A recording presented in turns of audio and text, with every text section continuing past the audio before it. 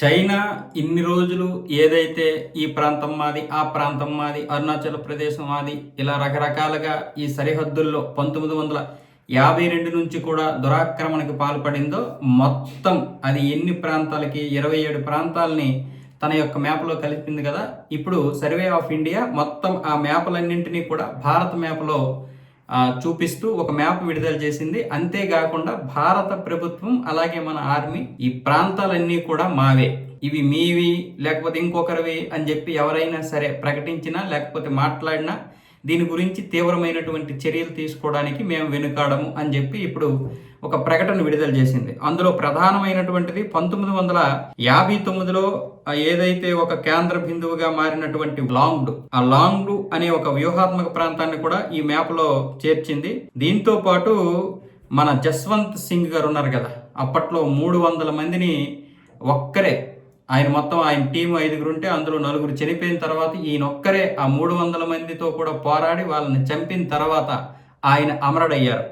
ఆయన గురించి చైనా కూడా గొప్పగా చెప్పుకుంటుంది. ఆయన యొక్క స్మారక చిహ్నాన్ని కూడా ఏర్పాటు చేసుకొని వాళ్ళ యొక్క సైన్యానికి ఆయన కథలుగా చెప్తుంటది అనమాట. అంటే స్ఫూర్తినిచ్చేటటువంటి కథ కాబట్టి కొత్తగా ఉద్యోగాల్లోకి వచ్చినటువంటి సైన్యానికి కూడా ఆయన కథని చెప్పి స్ఫూర్తి నింపుతుంది. ఆయన యొక్క స్మారక చిహ్నం, ఆయన పేరు మీద వెలసిన జస్వంత్ ఘడ్ చారిత్రక నేపథ్యం ఉన్న షేరియే తాఫా మెమోరియల్ను కూడా సర్వే ఆఫ్ ఇండియా అధికారికంగా ఇందులో గుర్తించింది. అలాగే ఇవన్నీ కూడా తమవే అని చెప్పడమే కాకుండా సరిహద్దులకు సైనిక బలగాలు సామాగ్రిని తరలించడంలో కీలక పాత్ర పోషించే సాంగ్లాంగ్ జిల్లాలోని జైపూర్ టౌన్ కూడా ఇందులో ఉంది. చైనా సరిహద్దుల్లో రక్షణ పరంగా అత్యంత సున్నితమైన జో లా పర్వతం కూడా తాజా మ్యాపింగ్లోనైతే కనిపించింది. 2017, 2021, 2023లో అరుణాచల్ ప్రదేశ్లోని అనేక ప్రాంతాలను మార్చుతూ, అంటే ఆ పేర్లను మార్చుతూ తన యొక్క మ్యాప్లో కలిపేసుకున్నటువంటి చైనాకి ఇది నిజంగా భారతదేశం అయితే మంచి చెక్ పెట్టే విధంగా, ఇక వార్నింగ్లు ఇవ్వడము, ఇవి మావే అని చెప్పడము, వాళ్ళు మావే అని చెప్పడం,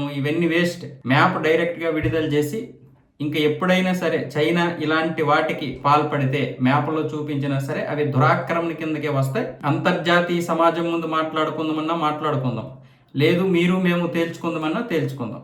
దీని గురించి పదే మీరు అనవసరంగా అవాకులు చవాకులు పేలొద్దు అన్న విధంగా భారత్ అయితే గట్టిగా సమాధానం చెప్పింది. ఇంకా దీని గురించి ఇంకా చైనా ఎటువంటిది చేయలేదు. ఎందుకంటే ఇప్పుడు చైనా పాకిస్తాన్కి చాలా విధాలుగా సపోర్ట్ చేస్తుంది, మనతోటి స్నేహము చేస్తుంది. అలాగే అటువైపు పాకిస్తాన్తో అంటే మిత్రదేశం అని కాదు, భారతదేశం మీదకి ఎగమెట్టడానికి లేదా ఎగదొయ్యడానికి పాకిస్తాన్ని పావుగా వాడుకుంటుంది. అందులో భాగంగానే ఇటువైపు పాకిస్తాన్ అణ్వాయుధాలు ఏవైతే ఉన్నాయో ఆ అణ్వాయుధాల విషయంలో సౌదీకి కూడా మాట ఇచ్చింది, టర్కీకి మాట ఇచ్చింది. అంటే ఇప్పుడు టర్కీ, పాకిస్తాన్, సౌదీ ఇస్లామిక్ నాటోని ఏర్పాటు చేస్తున్నాయి కదా.